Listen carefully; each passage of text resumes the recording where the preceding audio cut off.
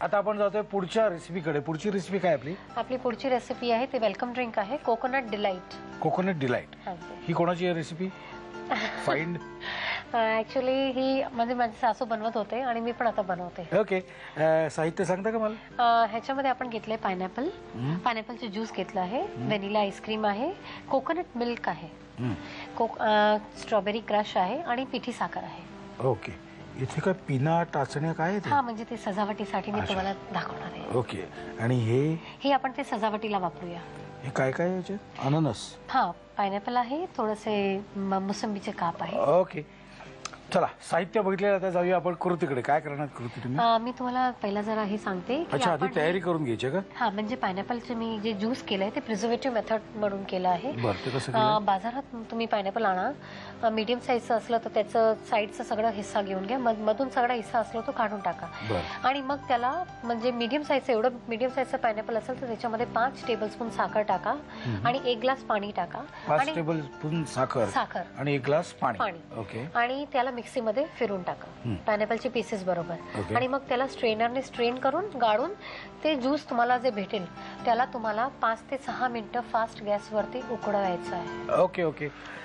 परत आपण थोडंसं रिकलेक्ट करूया. त्यांनी जे सांगितलं ते पायनॅपल आपण थोडा जो अर्धा आणला तो बाहेरचा भाग काढून टाकला, मधला भाग काढून टाकला आणि मिक्सीमधून काढला. त्या मिक्सीमध्ये टाकताना 4 चमचे साखर, 5 चमचे साखर, 1 ग्लास पाणी आणि मिक्सीमधून काढलं. त्यानंतर ते उकळवलं. त्याला स्ट्रेन करायचं, म्हणजे त्याच्यामध्ये ते रेषे असतात ते निघून जाणार. ते सगळे निघून जाणार आणि मग 5 ते 6 मिनिटं उकळवायचं आणि ते थंड करायचं की असं तयार होतं. तुम्ही पटकन प्याल यायचं नाही. आपल्याला अजून पुढे बरंच काही करायचंय. ओके. आता काय करायचं मला सांगा? आता आपण हे जो उकडलेलं ज्यूस आहे ना, तुम्ही कंटेनर मध्ये फ्रीझर मध्ये ठेवून देणार तर 5-6 महिने ते बिघडणार नाही. बर. ओके.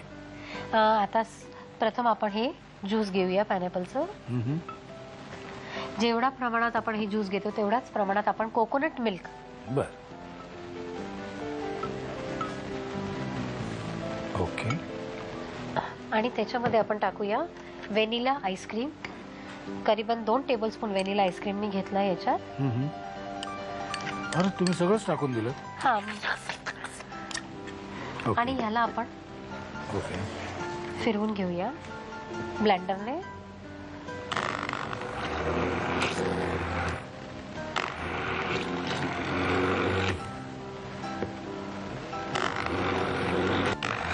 आता आपण हे केलं आहे, पण आता ह्याचं कलर एवढं अट्रॅक्टिव्ह नाही वाटत.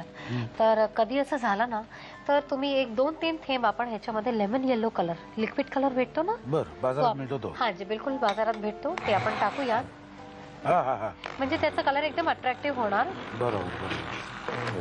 आता याला एकदम चांगली फ्रोथ आली. आपण व्हॅनिला आईस्क्रीम टाकलाय त्याच्यामुळे खूपच चांगली फ्रोथ आली आहे. बरोबर. आता सर्वप्रथम आपण ह्याला ग्लासमध्ये हे स्ट्रॉबेरी क्रश आहे ते आपण लावून टाकूया.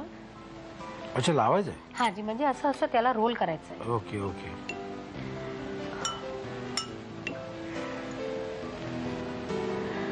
आता लोकांना प्रश्न पडेल काय कसं लावलं ना त्यांनी. ऍक्च्युली आपण किती सोपं आणि पटकन लावलं ते. आता आपण याला ड्रिंकला आत टाकूया.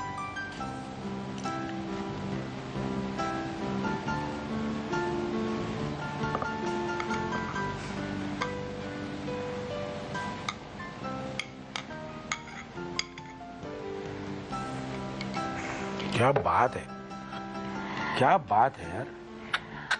आता मी हे तुम्हाला सजावटीचं सांगते. आपण याचे पायनॅपलचे जे पीस आहेत ते घेऊया. त्याच्यामध्ये हे मोसंबीचं 1 पीस ठेवूया. हे पायनॅपलचेच पानं आहेत ते त्याला असं लावून टाकूया.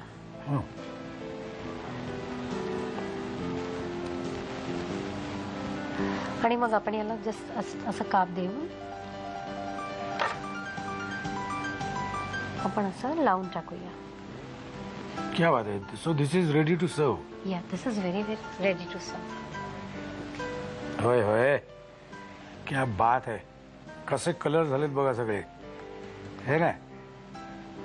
असं बघत राहावंसं वाटतंय. तुम्ही बघतच राहिलात ना तर काहीच घडणार नाही आयुष्यात तुमच्या. त्यामुळे तुम्ही साहित्य आणि कृती लिहून घ्या. कोकोनट डिलाइट बनवण्यासाठी लागणारं साहित्य: pineapple juice, vanilla ice cream, coconut cream, strawberry crush, पिठी साखर, खायचे रंग आणि फळांचे तुकडे. कृती: प्रथम पायनॅपल ज्यूस मध्ये 5 चमचे साखर आणि 1 ग्लास पाणी घालून मिश्रण उकळवून घ्यावं. आटवलेला पायनॅपल ज्यूस आणि कोकोनट मिल्क समप्रमाणात घेऊन त्यामध्ये व्हॅनिला आईस्क्रीम एकजीव करावं. त्यामध्ये खायचा रंग घालावा. सर्व्हिंग बाउल किंवा ग्लासला स्ट्रॉबेरी क्रश लावावा. त्यामध्ये पायनॅपल, कोकोनट मिल्क आणि आईस्क्रीमचं तयार मिश्रण घालावं. पायनॅपल आणि मोसंबीच्या तुकड्यांचं गार्निशिंग करावं.